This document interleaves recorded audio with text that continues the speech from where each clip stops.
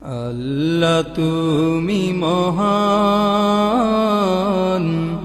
তুমি মেহেরবান। আল্লাহ তুমি মহান, তুমি মেহেরবান। আল্লাহ তুমি মহান, তুমি মেহেরবান। 10 লক্ষ টাকা? এত টাকা আমি কিভাবে ব্যবস্থা করব? এত টাকা ব্যবস্থা করা তো কোনোভাবেই আমার পক্ষে সম্ভব নয়। এটা তো আমার সাধ্যের অনেক বাইরে। বুঝতে পেরেছি, এই প্রতিষ্ঠান টিকিয়ে রাখা আমার পক্ষে আর সম্ভব হবে না। মনে হচ্ছে ছেড়ে দিয়ে চলেই যেতে হবে।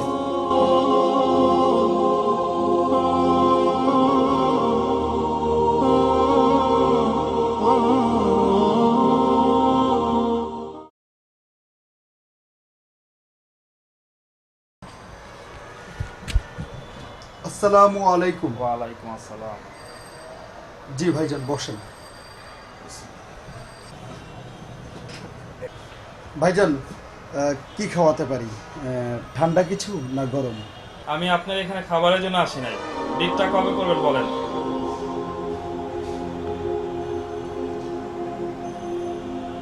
জি ভাই, কথা বলেন। ভাইজান, আপনি তো আমার পরিস্থিতি নিজে চোখেই দেখছেন। আমি এর পরেও আপনাকে বারবার অনুরোধ করে বলছি, অ্যাডভান্স দেবার মতো সামর্থ্য আমার নেই ভাই। না থাকলে প্রতিষ্ঠান চালানোর দরকার কি? 3 বছর আগে আপনি এরকম কথাই বলেছিলেন। তখন আপনাকে নাম সর্বস্ব অ্যাডভান্সে দোকানগুলো আমি ভাড়া দিয়েছিলাম, কিন্তু ঠিক মতো ভাড়াও আমি পাই নাই। ভাইয়া, এখন তো আমি ভাড়া সঠিক সময়ই দিচ্ছি ভাইয়া। এই 3 বছরে আমি ঠিক মতো ভাড়া পাই নাই। গত 2-3 মাস যাবত ভাড়া ঠিকই দিচ্ছেন, কিন্তু তাতে আমার তো হচ্ছে না। ভাইয়া, আপনি নিজে চোখেই তো দেখেছেন যে গত 2-3 বছরে রাজনৈতিক অস্থিরতায় টিকে থাকাই তো কঠিন ছিল ভাইয়া। আর দেখেন না কি পরিমাণ হরতাল অবরোধ। এই অজুহাত আর কয়দিন দেখাবেন? না ভাই, না ভাইয়া, এটা তো অজুহাত না ভাইয়া। আপনি দেখেন, হরতাল অবরোধের মধ্যেও আমি ধার দেনা করে ভাড়া টেনেছি ভাইয়া। দেখেন, আপনার যে অ্যাডভান্স ছিল তাতে যে কয় মাস আপনি ভাড়া দিতে পারেন না তা দিয়ে অ্যাডজাস্ট হয়ে গেছে। এখন ডিডের মেয়াদও শেষ। এখন যদি আপনি নতুন করে ডিড না করেন তাহলে আমি কিন্তু দোকান বন্ধ করে দিতে বাধ্য হবো। ভাইয়া, ভাই, এই কথাটা বললেন না ভাইয়া।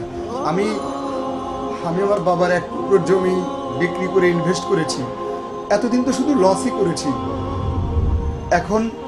এখন এই মুহূর্তে প্রতিষ্ঠান ছেড়ে যদি চলে যাই, আমি একেবারে পথে বসে যাবো ভাইয়া। সেটা তো আমার দেখার বিষয় নয়। ভাইয়া, ভাইয়া, ভাইয়া, আমি একটু রিকোয়েস্ট করি ভাইয়া, আমাকে কয়েকটা মাস সময় দেন ভাইয়া। আমি যে আপনাকে কোনো স্যাক্রিফাইস করিনি তাও আপনি বলতে পারবেন না। আমি অনেক আপনাকে স্যাক্রিফাইস করেছি। ভাইয়া, হ্যাঁ, ভাইয়া, আমাকে কয়েকটা মাস সময় দেন। আমি আমার প্রতিষ্ঠানটা এখন একটু ভালোর দিকে ভাইয়া, যদি একটু সুযোগ দেন। আজকে মাসের 30 তারিখ, আগামীকালকে 1 তারিখ। কালকের মধ্যে যদি আপনি ডিড না করেন তাহলে আমি তালা নিয়ে এসে আপনার দোকানে তালা মারা দেওয়া গুলা চলে যাবো। এটা খেয়াল রাখেন ভাই। ফাইজলামি যত সময়। ভাইয়া,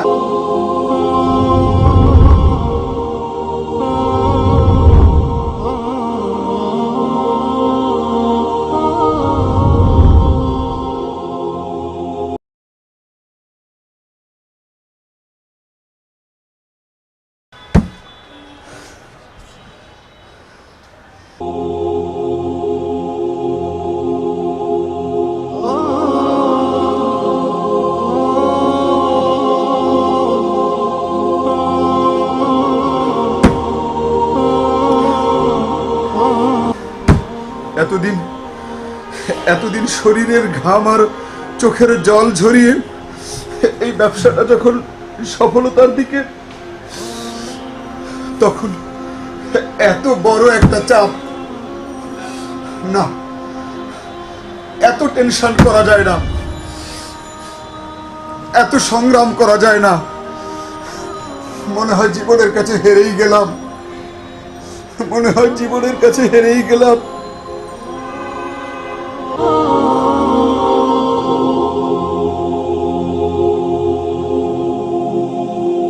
থেকে পরিবারের লোকজনকে শুধু সান্ত্বনার বাণী শুনিয়ে যাচ্ছি। এই তো দুঃখের দিন প্রায় শেষ, এই তো অভাব অনটনের দিন প্রায় শেষ, এই তো সামনেই সুদিন। কিন্তু কিন্তু এ শুধু মিথ্যে সান্ত্বনাই হয়ে যাচ্ছে। ওফ, আর কয়েকটা মাস যদি সময় পেতাম, দরিদ্রতার জাতাকলের নিষ্পেষণ পেরিয়ে প্রতিষ্ঠার পথে প্রায় পা বাড়িয়েই ফেলেছিলাম। আজকে মাসের 30 তারিখ, আগামীকালকে 1 তারিখ। কালকের মধ্যে যদি আপনি ডিড না করেন, তাহলে আমি তালা নিয়ে এসে আপনার দোকানে তালা মারা দিয়ে চলে যাবো। এটা খেয়াল রাখেন ভাই। ফাইজলামি যত সময়। ভাইয়া, না, মার্কেটের মালিককে কোনোভাবেই ম্যানেজ করা যাবে না। কতবার তার বাসায় গিয়ে অনুরোধ করলাম, বিভিন্ন লোকজনকে দিয়েও অনুরোধ করলাম, তারপরেও তার এক কথা, এখনই নতুন করে ডিড করতে হবে, না হলে মার্কেট ছেড়ে চলে যেতে হবে। কিন্তু কিন্তু 10 লক্ষ টাকা পাবো কোথায়? আচ্ছা আচ্ছা, অন্য মার্কেটে অফিস দিলে কেমন হয়? না না না না না, সে আরো ঝামেলা। সেখানেও অ্যাডভান্স সহ নতুন করে ডেকোরেশন, বিজ্ঞাপন, তার মানে আবার প্রায় নতুন করে শুরু। থাক, হবে না, ছেড়ে দিয়ে চলেই যাই। কিন্তু কোথায় যাব? গ্রামের বাড়ি? না, সম্ভব না। গ্রামের বাড়ি গিয়েই বা কি করে খাবো? আচ্ছা, চাকরি করলে কেমন হয়? সরকারি চাকরির বয়স নেই। কোম্পানির চাকরি? না, প্রথম পর্যায়ে যে বেতন দেবে তা দিয়ে হয়তো পরিবার নিয়ে চলাই কঠিন হবে। ঋণ শোধ করব কি দিয়ে? পাওনাদার তো আমাকে ছাড়বে না। আর কোম্পানির চাকরিও তো হুট করে হবে না, একটু সময় তো লাগবে। আচ্ছা, বিদেশ গেলে কেমন হয়? বিদেশে যাওয়ার টাকা থাকলে তো মার্কেটের মালিককে দিয়ে কয়েক মাস সময় নিতে পারতাম। থাক থাক, এত কিছু ভেবে লাভ নেই। তার চেয়ে আত্মহত্যা করি, জীবন থেকেই পালিয়ে যাই। না না না না না না না, এ আমি কি ভাবছি? পরিবারের 8 জন সদস্যের মধ্যে আমি একমাত্র উপার্জনক্ষম। আমি আত্মহত্যা করলে আমার মা, ফুটফুটে চাঁদের মতো আমার 2টো সন্তান, আমার স্ত্রী, আমার ভাই বোন, না না না না না, একথা ভুলেও মুখে আনা যাবে না। তাছাড়া আত্মহত্যা তো মহাপাপ। তাহলে কি করব? পেরেশানিতে আছি, আমাকে একটু একা থাকতে দাও। ভাই প্লিজ, ভাই যাও। ভাই কিছু মনে না করলে একটা কথা বলি। আবার কি কথা?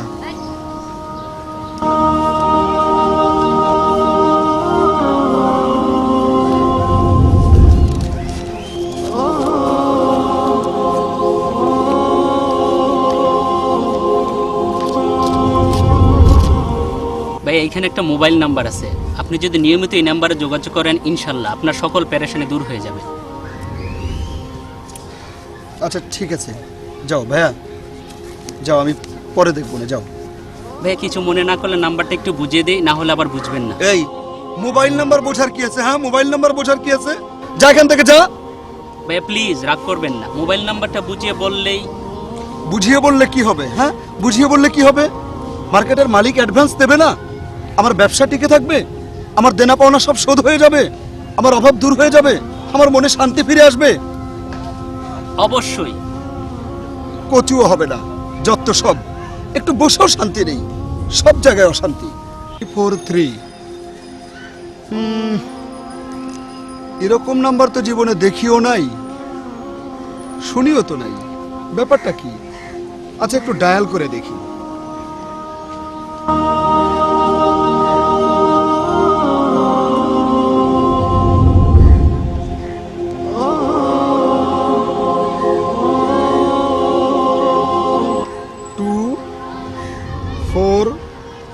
ট্রিপল 2444343।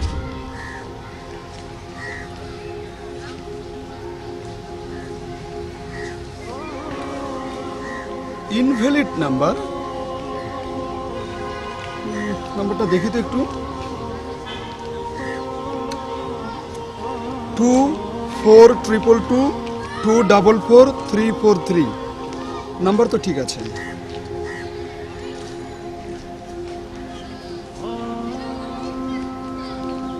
Invalid number.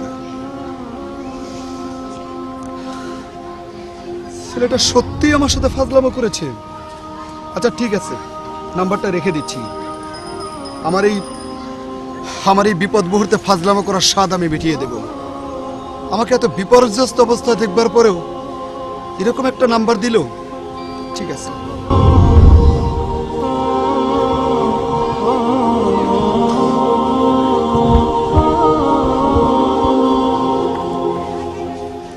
ও এখন এখানে আছে, দেখাচ্ছি। এই এদিকে আয়।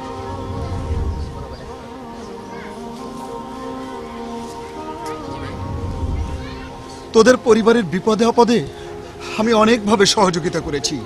টাকা দিয়ে যদি সহযোগিতা করতে নাও পারি, আমি বিভিন্নভাবে সহযোগিতা করেছি। আর তুই আমার সাথে ফাজলামি করলি। ভাই প্লিজ বিশ্বাস করুন, আমি আপনার সাথে কোনো ফাজলামো করিনি। আশ্চর্য ব্যাপার, তুই আমাকে এত বিপর্যস্ত অবস্থায় দেখবার পরেও আমার হাতে একটা আজগুবি মোবাইল নাম্বার ধরিয়ে দিলি। এর পরেও বলছিস তুই আমার সাথে কোনো ফাজলামি করিসনি। ভাই প্লিজ আগে আমার কথা শুনুন। তুই আমার সাথে কোনোদিন কথা বলবি না। যা এখান থেকে, যা। ভাই, বেয়াদব please। কোথাকার। ভাই প্লিজ রাগ করবেন না, আগে আমার কথা শুনুন, এরপর আপনি আমাকে মারেন কাটেন যা করার করেন। আবার কি বলবি? হ্যাঁ, আবার কি বলবি? ভাই আপনি তো জানেন আমার আব্বা জমি জমানে বেশ কিছুদিন যাবৎ খুব বড় বিপদে ছিল, কোনোভাবেই সমাধান হচ্ছিল না। পরে ওই যে চৌরাস্তা থেকে একটু সামনে বড় একটা মসজিদ আছে না, হ্যাঁ। ওই মসজিদের পাশের গলিতেই শিহাব নামের এক হুজুরের বাসা। ওই হুজুর আব্বাকে এই মোবাইল নাম্বারটা দিয়ে নিয়মিত যোগাযোগ করার জন্য বলেন। পরে আব্বা যখন নিয়মিত এই নাম্বারে যোগাযোগ করা শুরু করেন, আলহামদুলিল্লাহ আব্বার টেনশন কমতে থাকে। আর ইতিমধ্যে তো শুনেছেন আমাদের আর কোনো সমস্যা নেই। আচ্ছা ঠিক আছে, বুঝলাম। তুই কি মনে করেছিস আমি এই নাম্বারে ট্রাই করিনি? আমি একাধিকবার ট্রাই করেছি। এটা একটা ইনভ্যালিড নাম্বার। দাদাকে আদা বর্ষনাস। ভাইয়া দুনিয়ার কোনো মোবাইল দিয়ে এই নাম্বারে যোগাযোগ করা সম্ভব নয়। মানে হচ্ছে এটা স্বয়ং মহান আল্লাহ তাআলার মোবাইল নাম্বার। তুই এতক্ষণ ফাজলামি করেছিস, সেটা সীমার মধ্যে ছিল। এখন যা বললি ভাই, please। তাতে সীমা অতিক্রম করে গেছিস। ভাই প্লিজ। মানুষ ফাজলামি করে, মানুষ রসিকতা করে, তাই বলে মহান আল্লাহ তাআলাকে নিয়ে রসিকতা? সি। ভাই প্লিজ। ছি! মানুষ ফাজলামো করতে করতে, রসিকতা করতে করতে এত নিচে নামতে পারে, এত নিচে।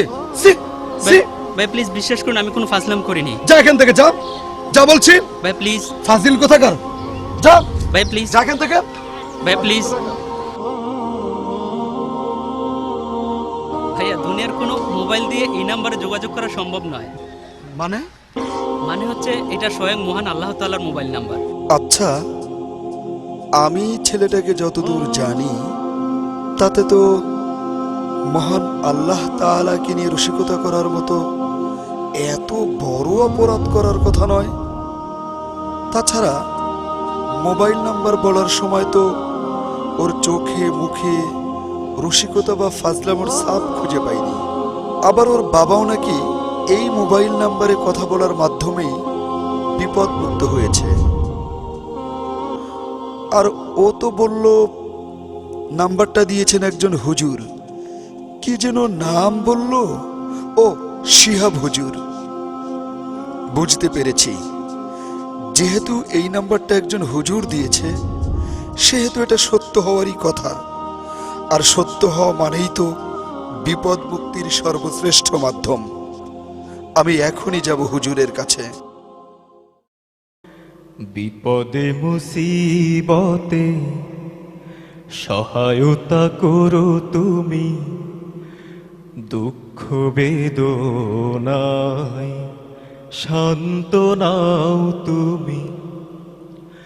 হারানোর ব্যথা যদি ঘিরে ধরে আমাকে, আল্লাহ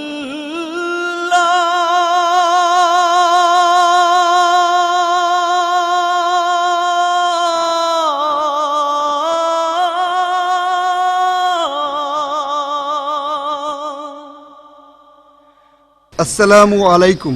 ওয়ালাইকুম আসসালাম রহমতুল্লাহি বারাকাতু। হুজুর, আমি আপনার কাছে খুব জরুরি একটা প্রয়োজনে এসেছিলাম।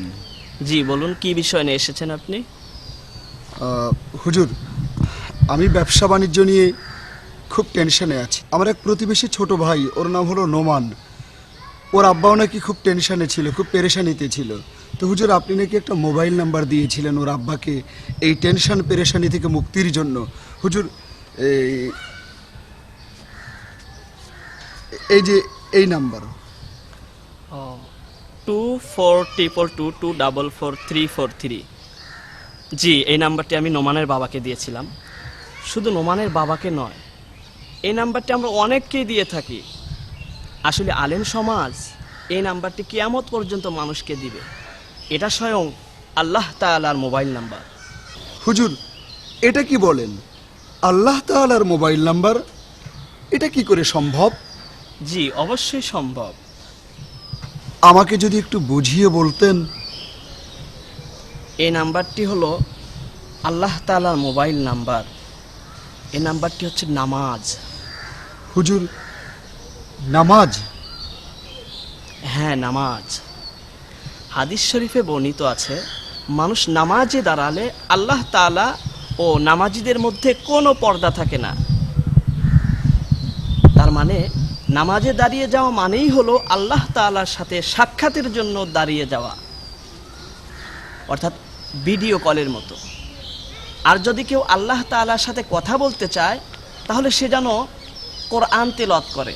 শুধু কোরআন তেলাওয়াত করা মানে হলো অডিও কলের মতো।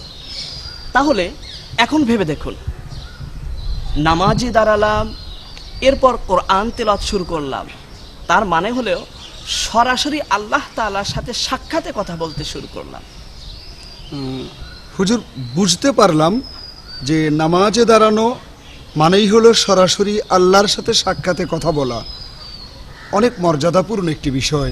কিন্তু হুজুর, এই যে মোবাইল নাম্বারটা 2422244343, এই মোবাইল নাম্বারটার সাথে নামাজের কি সম্পর্ক? এই নাম্বারটি হলো নামাজের রাকাতের সংখ্যা, অর্থাৎ আমরা আল্লাহ তাআলার উদ্দেশ্যে নামাজ পড়ি। জি হুজুর। ফজরের 2 রাকাত ফরজ নামাজ, তার মানে হলো 2। জোহরের 4 রাকাত ফরজ নামাজ, তার মানে হলো 4। আসরের 4 রাকাত ফরজ নামাজ, তার মানে হলো 4। তাহলে 244। মাগরিবের 3 রাকাত ফরজ নামাজ, তার মানে হলো 3। এশারের 4 রাকাত ফরজ নামাজ, তার মানে হলো 4। তাহলে 24434।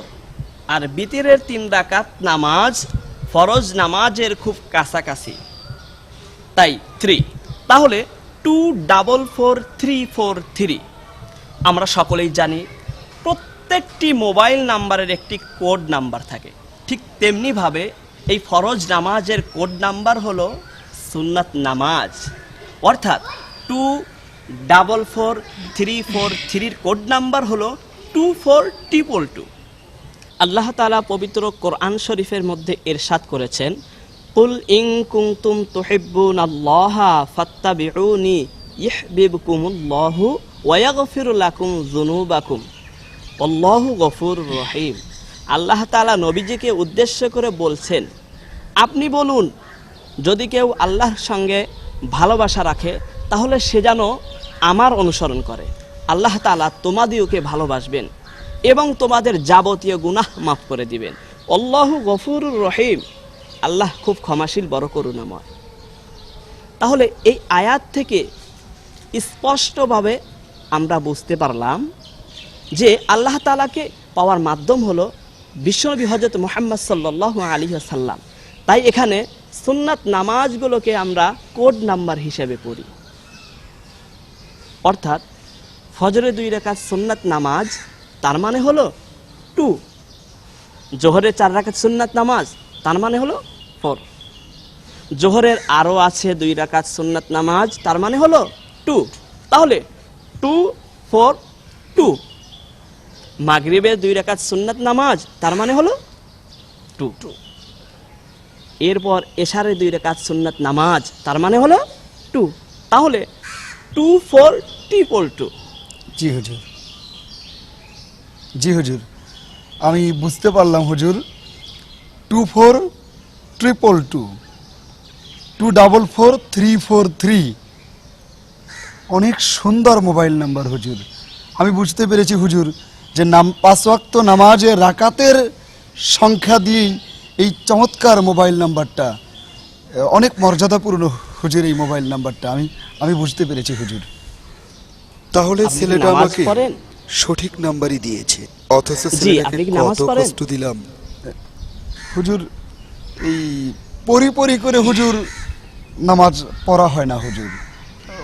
বুঝি যে নামাজ পড়া দরকার, কিন্তু হুজুর এই পড়া হয় না। তো হুজুর যদি নামাজের গুরুত্ব সম্পর্কে যদি হুজুর আমাকে আরো কিছু বলতেন, আমার শুনতে খুব ইচ্ছে করতেছে হুজুর।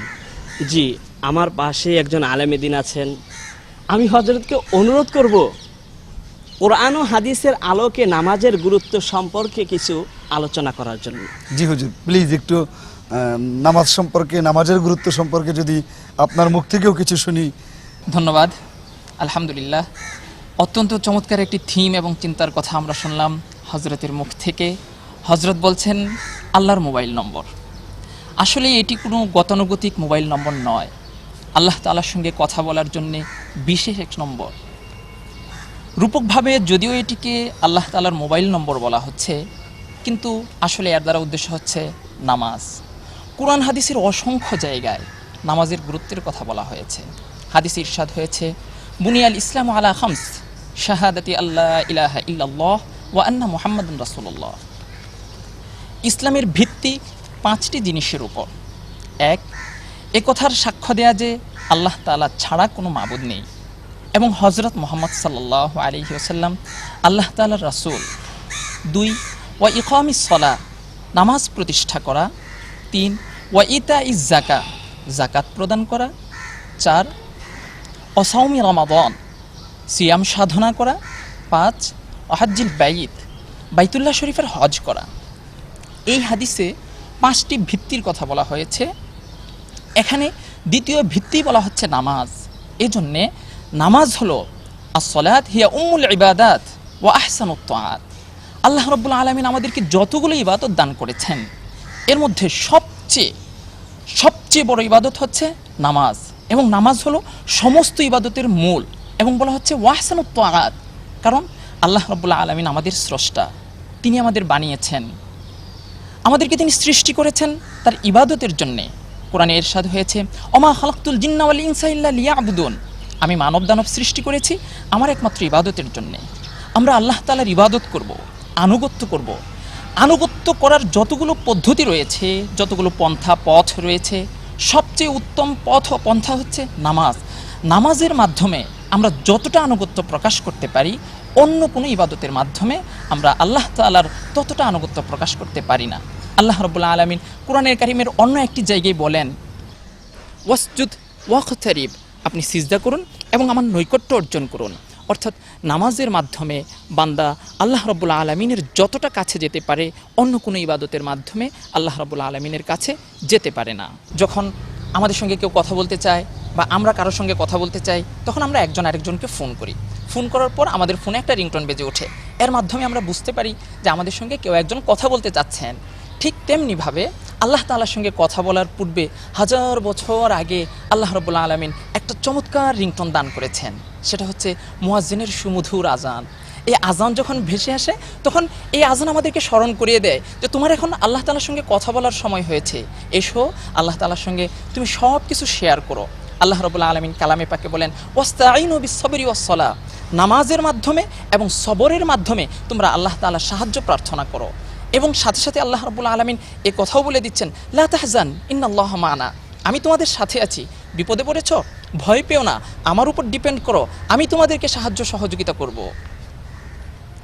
নামাজের কথা বলছিলাম, গুরুত্বের কথা। আল্লাহ রাব্বুল আলামিন কালামে পাকে বলেন, হাফিজু আলাস সালাওয়াত, নামাজগুলোকে সংরক্ষণ করো। অর্থাৎ যেভাবে নামাজ আদায়ের কথা বলা হয়েছে সেভাবে নামাজ আদায় করো। অন্য আয়াতে আল্লাহ রাব্বুল আলামিন বলেন, ওয়া আকিমুস সালাহ ওয়া আতুজ যাকাহ ওয়ারকাউ মা'আর রাকিঈন, তোমরা নামাজ প্রতিষ্ঠা করো, জাকাত প্রদান করো এবং রুকুকারীদের সাথে রুকু করো। এখানেও নামাজের কথা বলা হচ্ছে। রাসূলুল্লাহ সাল্লাল্লাহু আলাইহি ওয়াসাল্লামকে জিজ্ঞেস করা হয়েছিল আফজলুল ইবাদাত অর্থাৎ উত্তম ইবাদত কোনটি? রাসূলুল্লাহ সাল্লাল্লাহু আলাইহি ওয়াসাল্লাম বলেন আস-সালাত আলা ওয়াক্তিহা অর্থাৎ যথাসময়ে সময় মতো জামাতের সাথে নামাজ আদায় করাই হচ্ছে সবচেয়ে উত্তম ইবাদত। আর কি জানেন, নামাজ শুধু সুখে পড়বো এরকমই নয়, নামাজ কিন্তু আমাদেরকে বিপদ থেকে উদ্ধার করে। রাসূলুল্লাহ সাল্লাল্লাহু আলাইহি সাল্লাম এক হাদিসে কি চমৎকার বলেছেন, মান সাল্লা সুবহা ফাহুয়া ফি জিম্মাতিল্লাহ, যে ফজরের নামাজ পড়লো সে আল্লাহর জিম্মায় অর্থাৎ আল্লাহর তত্ত্বাবধানে চলে গেল। অর্থাৎ এবার ভেবে দেখুন, কোনো ব্যক্তি যদি আল্লাহর তত্ত্বাবধানে চলে যায় তাহলে কি তার কোনো আর বিপদ মুসিবত বা অন্য কোনো কিছু থাকতে পারে? তার কিচ্ছু থাকতে পারে না। এবং রাসূলুল্লাহ সাল্লাল্লাহু আলাইহি সাল্লাম আরও একটা চমৎকার হাদিস বলেছেন। তিনি বলেছেন হাসরের ময়দানে আমরা যখন উঠব, আমাদেরকে যখন পুনরুত্থান করা হবে, তখন আউয়ালু মা ইউহাসাবু বিহিল আবদু ইয়াউমাল কিয়ামা, সেদিন সর্বপ্রথম নামাজের হিসাব নেওয়া হবে। এবং রাসূলুল্লাহ সাল্লাল্লাহু আলাইহি সাল্লাম আরেকটা হাদিস বলেছেন আস-সালাতু মিফতাহুল জান্নাহ, নামাজ হলো জান্নাতের চাবি। কিভাবে দেখুন, আমরা যখন একটা তালাবদ্ধ ঘরে প্রবেশ করতে চাই তখন কিন্তু আমাদের চাবির প্রয়োজন হয়। ঠিক আমরা যখন জান্নাতে প্রবেশ করতে যাব তখন একটা চাবির প্রয়োজন হবে, সেই চাবিটাই হচ্ছে নামাজ। যদি আমি নামাজ নিয়ে যেতে পারি তাহলে আমি জান্নাতে যেতে পারবো, আর যদি নামাজ নিয়ে না যেতে পারি তাহলে সেদিন কিন্তু আমার আপনার মুসিবত হয়ে যাবে। ইসলামী আইন শাস্ত্রে সবচেয়ে গুরুত্ব দেওয়া হয়েছে নামাজের হুকুমকে। নামাজের হুকুমকে যতটা গুরুত্ব দেওয়া হয়েছে অন্য কোনো হুকুমকে এতটা গুরুত্ব দেওয়া হয় নাই। আইনে বলা হয়েছে তোমার শরীরের ভেতরে যদি প্রাণ থাকে এবং তোমার মধ্যে যদি হুঁশ থাকে তাহলে তোমাকে নামাজ পড়তেই হবে। দাঁড়িয়ে যদি না পারো বসে পড়তে হবে, বসে যদি না পারো শুয়ে পড়তে হবে।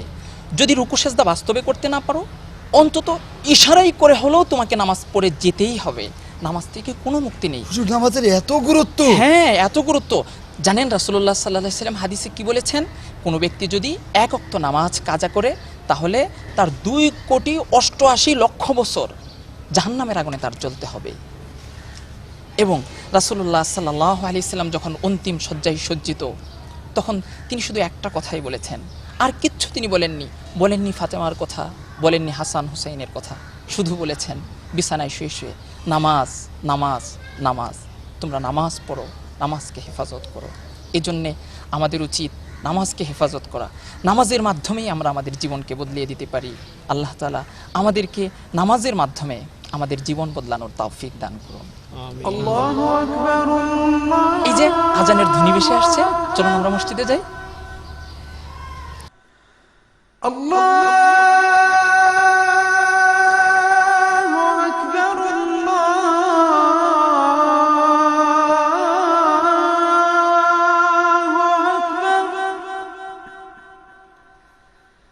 أشهد أن لا إله إلا الله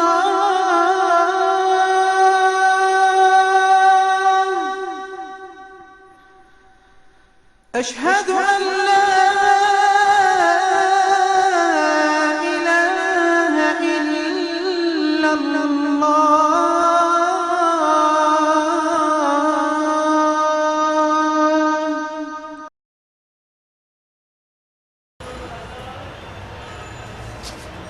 এই নেন ভাই নতুন ডিড ডকুমেন্টস, আমি সিগনেচার করে দিয়েছি, আপনি সিগনেচার করে নিয়েন। ভাই আমার দুর্বলতার সুযোগ নিয়েন না, ঠিকঠাক মতো ব্যবসা করেন আর প্রতি মাসে আমার ভাড়াটা ঠিক মতো দিয়ে দিয়েন। এখন আর কোনো অ্যাডভান্স দিতে হবে না, কিন্তু আগামী বছর আমার অ্যাডভান্সটা ঠিক মতো দিয়ে দিয়েন। ইনশাআল্লাহ, ইনশাআল্লাহ আমি দিয়ে দেবো ভাই। আপনাকে নতুন ডিড কেন করে দিলাম জানেন? গতকালকে আপনার এখান থেকে যাওয়ার পর আমার যে কি হলো, সারা রাত আমি ঘুমাতে পারলাম না। শুধু আপনার বিষয়টাকে আমি চিন্তা করলাম, চিন্তা করে দেখলাম অন্যদের কাছ থেকে 20 লাখ টাকা অ্যাডভান্স নিয়ে সেটা তো অলস পড়েই থাকবে ব্যাংকে। তার চাইতে যদি আপনাকে আরেকবার সুযোগ দেই তাহলে আল্লাহও খুশি হবে, একটা পরিবারও বেঁচে যাবে। এর জন্য আবার নতুন করে ডিড করে দিলাম, আপনি ঠিকঠাক মতো এবার ব্যবসা করে। আচ্ছা তাহলে আমি আসি ভাই। আসসালামু আলাইকুম। ওয়ালাইকুম আসসালাম, আসি ভাই।